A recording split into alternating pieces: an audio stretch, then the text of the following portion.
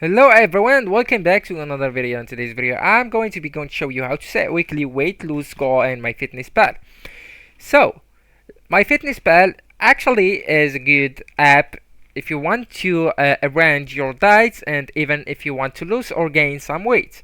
So, to get it, you can get it from Play Store, App Store, or even from the other stores. It's available everywhere. You can even get it from the websites of MyFitnessPal from their platform.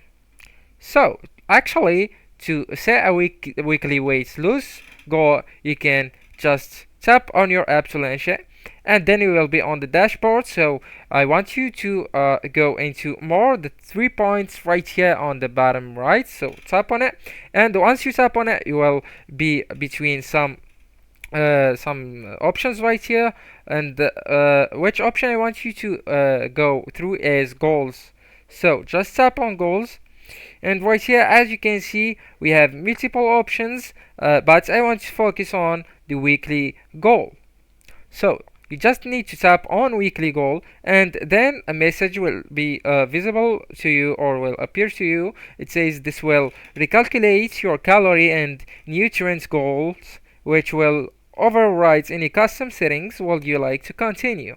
Just head over and tap on yes.